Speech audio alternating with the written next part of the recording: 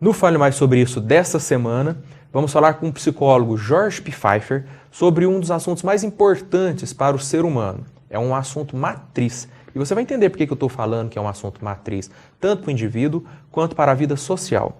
Vamos falar sobre a importância da vida sexual para o indivíduo jovem, adulto e até mesmo na terceira idade. E também vamos falar sobre os efeitos colaterais da falta dessa vida sexual. Quando o indivíduo não tem uma vida sexual, quais são os possíveis problemas que ele acaba enfrentando? E aí a psicologia tem muito a falar sobre isso. Não tem, Jorge? Tem bastante. E obrigado por você vir aqui falar sobre isso. Estamos aí. Quando é para falar de prazer, é comigo mesmo, viu? Então, vamos lá. Jorge, qual que é a importância da vida sexual? Por que é importante ter vida sexual? Bom pensar, antes de mais nada, né, que nós somos animais humanos e a vida sexual é da natureza humana.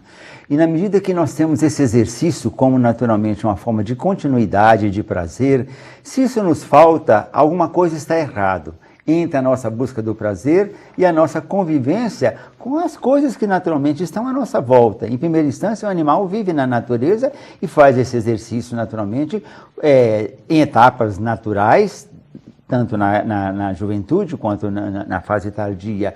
E o ser humano, ele é miscigenado em relação a um monte de demandas que mobilizam a modificação do comportamento sexual em face, naturalmente, a novas emoções, a novas outras coisas que, de repente, fazem com que ele tenha um distanciamento daquilo que é pertinente à sua própria natureza em favor de coisas que têm o prazer, ainda que efêmero, mas que depois, de repente, se torna um bom hábito ou, para muita gente, um mau hábito. Primeira coisa que você falou muito legal aí é em termos de fases, né? Realmente tem os momentos em que a vida sexual ela é pertinente na vida do indivíduo, né? Saindo aí, iniciando a adolescência, saindo da adolescência. Vamos pensar que você sabe tão bem quanto eu essas coisas que nós somos naturalmente crianças criadas com muito erotismo desde o peito da mamãe. Né? Quer dizer, o prazer de sugar, o prazer de dar essa relação de relaxamento, de satisfação, está precocemente na vida de todos nós. Mais adiante, existem outros exercícios de toque, de carícias, e onde o prazer não tem uma expressão, digamos, genital, mas tem uma expressão prazerosa que a gente quer muito, é o carinho e coisas assim. Quando se entra na adolescência e começa a manifestação do exercício da excitação e tudo mais, as coisas começam a mudar. A volta para o corpo precisa naturalmente ser passada como exercício do sujeito com um novo objeto, que é o corpo do outro. E é nessa medida que ele começa a descobrir os prós e contras desse prazer. O que é muito interessante é que não se exclui uma sexualidade inata ao ser humano, mesmo nas fases iniciais da vida, quando se fala da amamentação, da descoberta do próprio corpo, mas a própria cultura nos possibilita encontrar essa sexualidade no corpo do outro a partir, no mínimo, da adolescência. Exatamente, ou seja, quando naturalmente a volta não é, digamos, para o prazer onanístico, é para o prazer dualístico, ou seja, quando você descobre que o outro tem coisas que realmente complementam o teu prazer. E essa busca, naturalmente, em cima da manifestação disso aí, é que demanda, naturalmente, o exercício de aprender a lidar com a sexualidade como adulto, como um ser humano equilibrado. E aí quando acontece de não acontecer em função de talvez uma castração, um cerceamento do desejo, uma cultura repressiva que impossibilita a pessoa de explorar a si e ao próximo, aí começa a desenvolver algumas problemáticas. Vamos pensar que nós temos duas coisas para ser vistas. A história do porque no meu tempo, os pais dizendo para filhos e alguns pais mais antigos, colocando que isso não se falava, era pecado, era isso, se descobria fazendo e por aí afora. Hoje temos uma liberdade muito grande de comunicação na televisão, na educação dos pais, bem ou mal, na possibilidade de ver nas revistas e tudo mais. Então essa acessibilidade hoje nos torna muito informados, mas naturalmente a questão, uma coisa é o que está escrito, outra coisa é o que eu sinto. E se eu naturalmente sou capaz de não seguir simplesmente o que está escrito como norma, mas descobrir como eu sou, eu me torno um cara experiente, um cara confiante, um bom amante e por aí afora. E claro, naturalmente, quando eu não faço exercício disso, porque tem traumatismos de frustrações infantis, por castrações de pai, de mãe, de educação e tudo mais, eu tenho que reaprender dentro de mim como é que eu tenho prazer na vida, e onde eu tenho prazer e onde eu me encontro. E o que é que eu faço naturalmente com essas coisas que o que faltou, faltou, mas não quer dizer que estão perdidas. estão dentro das coisas que eu não descobri ou não redescobri para viver o meu momento aqui e agora. E vai vazar para algum canto. Vai vazar naturalmente para uma descoberta de um prazer novo, como vai para deslocamentos que podem partir até para patologia, que é uma coisa que a gente pode conversar depois. E eu acho que vale muito a pena a gente falar sobre isso. Quando a sexualidade não é vivida na sua plenitude, como é que pode escapulir para patologia? Exatamente, a ausência da vida sexual na vida de uma pessoa pensada ou vista como normal. Sim, mas nós vamos falar disso a partir do segundo bloco. Sim, claro. Agora eu só quero que a gente explique rapidinho, Jorge, porque a gente está falando em castração, castrar, castrado, e às vezes o telespectador não tem uma noção, né, técnica. O que seria isso? Um sujeito castrado para a psicologia? Então, veja bem, castração não é cortar os genitais, a castração é de natureza psíquica, é o impedimento, é uma forma de conter toda a manifestação de busca de prazer, de agressividade, de excepção, de toques, disso e daquilo. Então a pessoa, isso é feio, isso não é bonito, menino legal não faz isso, menina coisa não faz assim. Então essa castração é um impedimento das pessoas se libertarem daquilo que elas sentem prazer em fazer. E ela vai descobrir até o limite dela quando ela perceber que ela está chamando a atenção por uma coisa que causa um dano ou incomoda as outras pessoas. Né? Então é uma castração psíquica no sentido de que ela tem que perceber até que na vida sexual ela tem limites para lidar com as coisas de uma forma clara e de uma forma particular, mas também não tanto de uma forma pública para criar naturalmente um mal-estar. O que significa dizer que até na vida sexual existem limites, que limites na vida são importantes para o indivíduo saber se comportar, porém, às vezes, o excesso de limite ou de castração, né, de proibições, pode provocar efeitos colaterais, e disso que nós vamos falar a partir do próximo bloco. Pode ser? Pode ser. Então, no próximo bloco, quando a castração ou o limite é excessivo, como é que ele começa a produzir problemas na vida do indivíduo?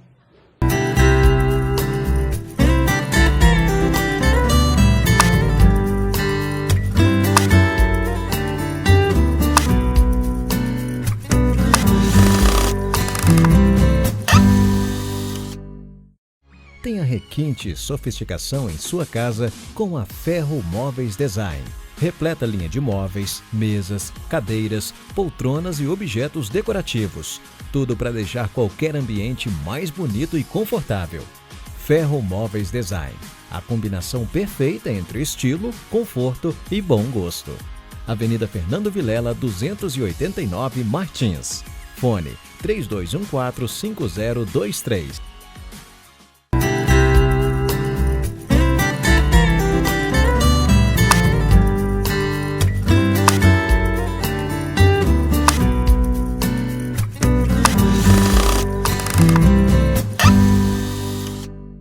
Então, de volta com o Jorge P. Pfeiffer, que é psicólogo, um dos principais psicólogos de Uberlândia, nos ajudando a entender por que é importante viver a vida sexual, especialmente da juventude, né, a vida adulta, e por que às vezes a não vivência da plenitude da vida sexual pode provocar efeitos colaterais, como patologias, por exemplo. Né? Começando, Jorge, voltando a uma questão, por que é importante ter vida sexual? E depois, por que a ausência dessa vida é prejudicial? Bom, então vamos pensar na expressão naturalmente do prazer, né? O que é naturalmente dentro da vida da gente que mobiliza a gente e desestabiliza a gente? Tensão. Veja, antigamente era mais comum usar a palavra tesão, né? Tesão nada mais é do que tensão. Uma tensão que se acumula dentro do corpo e pede, como qualquer energia, uma descarga. Então, se nós não fazemos essa descarga a nível dos genitais, a nível da sexualidade, a gente começa a ficar mais tenso, mais nervoso, mais desagradável, mais irritadiço, eu digo menos, que isso aí é uma coisa muito ruim, né? Mas incapaz de lidar com pequenas e grandes frustrações. Então, essa descarga é fundamental para que o corpo reabasteça-se para novamente continuar sendo aquilo que realmente nós somos, seres desejantes, não é? Então, a vida sexual vai muito além da questão da reprodução, como normalmente a cultura conservadora coloca, porque ela cumpre uma função de liberar o indivíduo a plenitude dos seus potenciais, sua energia, sua descarga. É disso que você está falando. Exato, é a produção do desejo. Né? Diz que se não há nada a desejar, então só nos resta morrer. E a sexualidade é parte natural, vivencial do sujeito. E claro, naturalmente, isso não acontece no mesmo ritmo. Quando se é jovem tem aquelas coisas primárias que a gente discutiu. Quando se é adolescente existe aquela urgência para curtir e para gozar tudo que seja possível. A quantidade realmente é pior do que a qualidade, não é? Mas precisa de contar papo e dizer, olha como eu sou viril, isso e aquilo. E na maturidade, quando você se torna um homem que tem uma vida estável, seu casamento e tudo mais, essa forma de manter a relação do prazer incluída na tua vida, digamos, familiar, não é? Quando você envelhece, a história caminha no outro sentido. Então existem realmente os momentos Os também momentos e as etapas de você viver a sua sexualidade de uma forma tranquila, sem que isso seja naturalmente uma coisa, está acabando tudo, não é bem assim. Agora, Jorge, para ajudar o telespectador a entender, tem pessoas com limitações na vida sexual, ou dificuldades, timidez, ou vergonhas, né? Ou crenças de que isso é errado, que é feio, etc. E acaba canalizando essa energia, esse potencial para outras atividades. O ser humano é capaz disso. É capaz disso, sim. Na realidade, né?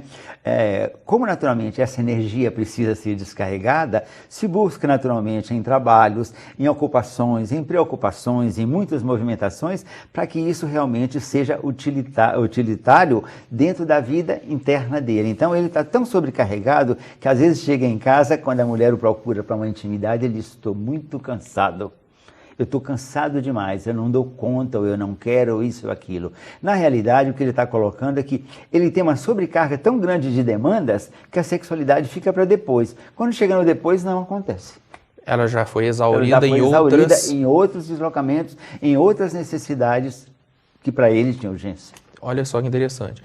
Você está usando o termo deslocamento, então é possível deslocar tensão, tesão e energia sexual para o esporte, ou para o trânsito, ou para as relações profissionais? Sim, sem dúvida, isso que você colocou é verdade, né? Quer dizer, você vai buscar uma saída para o seu relaxamento em outras atividades que você tem na vida, também prazerosas.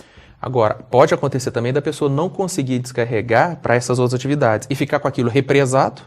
Sim. E aí que vem a possibilidade de problemas. Aí começa a aparecer naturalmente um quadro que a gente pode dizer que, não vamos dizer que seja uma dificuldade de lidar com o desejo. É uma dificuldade dele manifestar esse desejo porque ele está reprimindo ele mesmo. E a gente chama isso na leitura psicanalítica e outras que tais, onde a pessoa passa a ter até em processos de depressão, né? É uma negação de tudo. Então ele vai naturalmente negar essa possibilidade nele como uma forma de desencanto, de desinteresse, ou seja, despir-se de uma coisa que é importante na vida dele. E com isso acontece o quê? Um processo que muitos autores ou muitos psicanalistas descrevem como processo de luto. É a morte do desejo. Se existe a morte do desejo, existe a falta de vontade de viver para ter o desejo como uma razão para viver. Não é? A morte do desejo simboliza naturalmente uma negação da vida em si mesma, com aquilo que é possível ele ainda fazer, mas que ele não dá conta mais e não é capaz, e ele prefere entrar para a doença. Então ele adoecendo, ele não se sente obrigado a cumprir esse desejo. Aí, Jorge, nós chegamos num ponto que eu acho extraordinário para que a sociedade entenda que às vezes entre um perfil de vida, um estilo de vida, uma condição de vida e o desenvolvimento de uma doença, existe uma relação. Porque às vezes as pessoas pensam que a doença surge de processos bioquímicos, orgânicos, apenas, né? Porque o fígado, ou porque os rins, ou porque a pele, ou porque a genética, não sei o quê, não está funcionando direito, a pessoa desenvolveu uma doença. E às vezes a raiz disso pode ser na negação de um desejo, porque não consegue exercer esse desejo, não consegue encontrar alguém com o qual, né, desenvolver esse desejo. Se o desejo fica represado, é melhor morrer. Sim. E aí, ao melhor morrer, o desencadeamento de uma doença é um passo. Exato. E outra coisa também que existe o benefício secundário da doença nesse tipo de personagem. Então, ele no fundo, ele quer ser cuidado, ele quer ser protegido, porque ele estando doente, não é fácil cobrar dele uma coisa que necessariamente ele já cobra dele e não dá conta mais de cumprir. Então, tornar-se doente é uma forma de alguém dar atenção, carinho e coisa, mas não exigindo dele que ele reproduza isso a nível, digamos, físico. Agora, Jorge, é possível também existir um grau de masoquismo em não se entregar à plenitude e ao exercício do prazer da vida sexual? Sim, existe uma coisa, né, a relação sendo dual, sou eu e o outro. A relação, digamos, dele com ele é como se de repente ele se bastasse.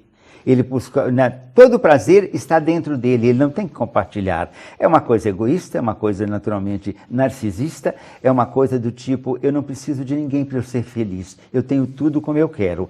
Uma coisa naturalmente quase masoquista, de ele se bater por prazer.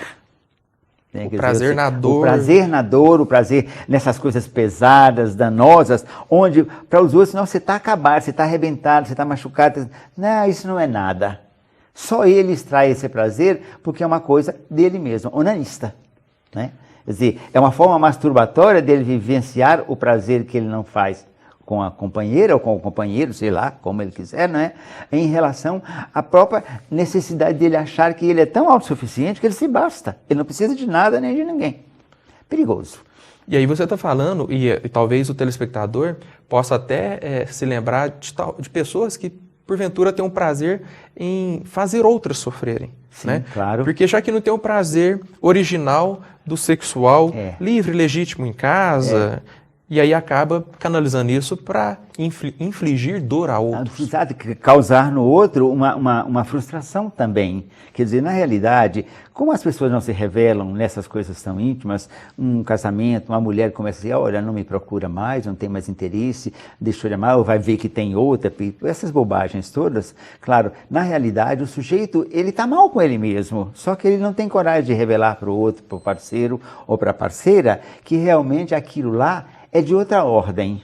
Por quê? Porque ela não vai resolver, nem vai entender. Então ele guarda isso para ele, como eu falei, uma forma masoquista de sofrer, tendo prazer de sofrer. De sofrer, tendo prazer de sofrer. Geralmente porque esse prazer do gozar não fluiu na vida da pessoa. É a relação sadomasoquista. E aí é preciso jogar esse prazer para algo. Exatamente, é de auto-infligido nele mesmo. E às vezes acessar a dor é mais fácil do que acessar o prazer, porque não consegue com a esposa ou com alguém. Você já viu algumas fitas aí, os filmes que aparecem, né? As pessoas que se cortam e têm prazer em se cortar, em se machucar, em se ferir. É uma relação sadomasoquista autonômica. Não é o outro que inflige nele, é ele que se auto-inflige. Como existem naturalmente casamentos e relações sexuais de alguns casais, onde naturalmente existe o prazer, digamos, voyeurista de o outro, vendo o outro sofrer ou ter prazer, ele ter um prazer que coaduna, que ele fica espectador do prazer e do sofrimento do outro. Quer dizer, são relações perversas que precisam também tomar muito cuidado, porque existe também dentro da conduta humana de uma pessoa que você não conhece e com quem você se casa e que aparece com comportamentos bizarros ou estranhos que levam um tempo para você entender que isso não tem nada a ver com você, é com ele. Agora, isso implica, e nós vamos falar disso no próximo bloco, da importância, né, Jorge, de as pessoas então procurarem ajuda, que seja uma análise, que seja a psicoterapia, para realmente se conhecer. Ou sexólogo, né? Mesmo, para dizer, olha, eu faço isso, faço aquilo, eu nunca consigo, minha mulher, o meu marido, não. Vai atrás, que tem outra coisa escondida aí. Vamos falar mais sobre isso no próximo bloco, porque eu acho que é uma contribuição imensa que a gente dá para a sociedade, porque essa questão sexual perpassa, né, permeia toda a vida dos indivíduos, tanto a nível individuológico mesmo, quanto a nível social, sociológico, de grupos nos quais vivemos. Voltamos já.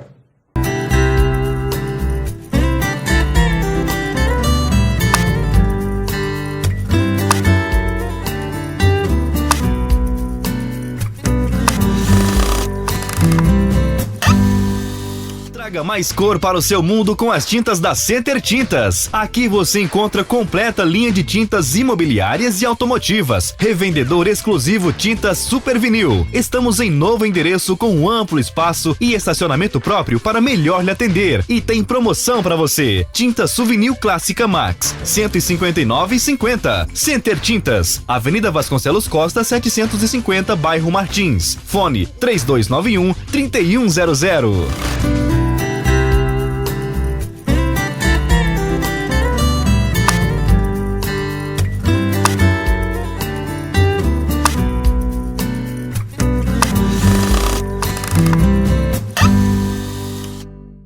Então, com o Jorge P. Pfeiffer, nessa semana, nós estamos falando sobre a importância da vida sexual, especialmente durante a juventude e a vida adulta, e quando é que essa vida sexual deixa de ser exercida, os problemas, né, os efeitos colaterais de não ter vida sexual. Jorge, nos blocos anteriores nós estávamos falando sobre isso e concluímos dizendo que, às vezes, a pessoa canaliza toda uma energia sexual que possui para outras atividades, principalmente quando não consegue exercer originalmente essa vida sexual, por causa de alguma questão com parceiro, né? Sim.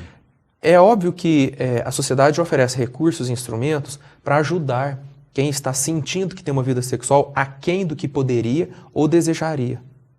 Quais seriam possíveis recursos a essas pessoas? Veja bem, uma coisa, né, não existe ausência de libido. A libido está adormecida em função, naturalmente, de uma outra série de demandas que o sujeito tem dentro dele.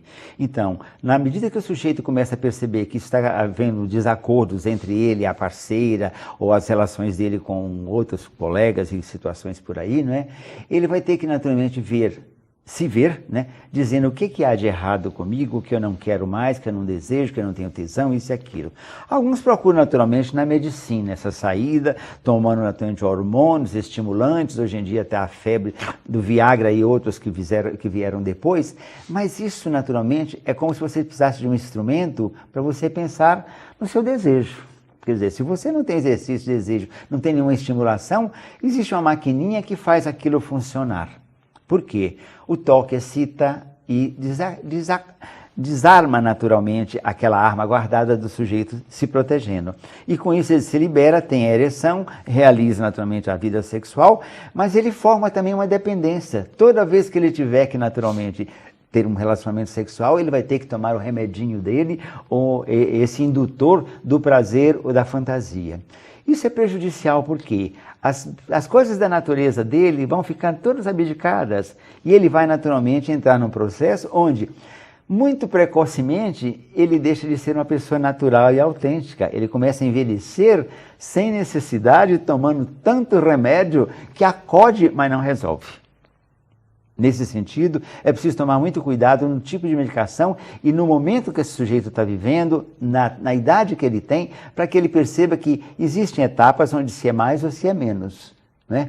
Uma grande ereção pode ser na juventude, pode ser até na maturidade, desde que o sujeito esteja com saúde, com tranquilidade, seguro de que agora é hora de eu curtir isso. Fora disso, ele fica naturalmente com uma obrigação, tendo que participar de uma situação onde, como ele não tem isso naturalmente desejado, ele tem que induzir através de medicação. Isso é muito danoso.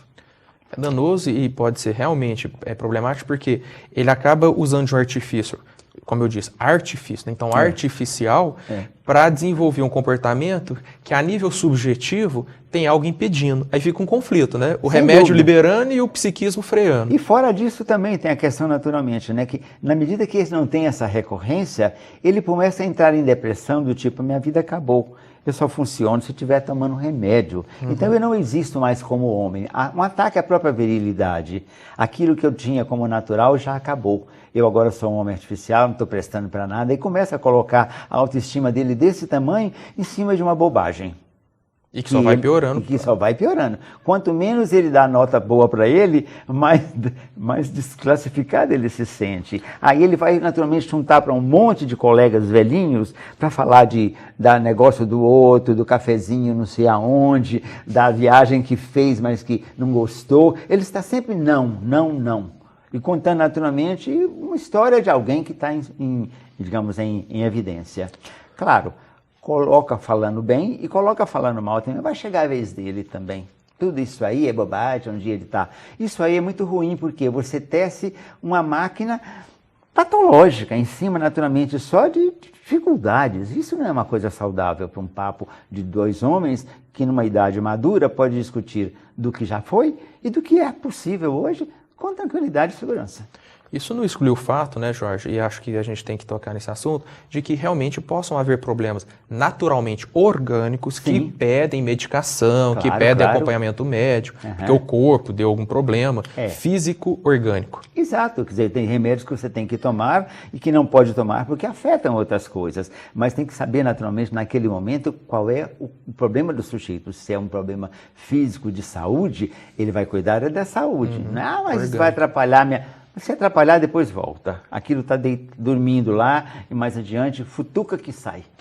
Então, Jorge, existe sabedoria na sabedoria popular que reconhece, a voz do povo já Sim. coloca muito bem, de que às vezes um problema da pessoa é falta daquilo. Vive...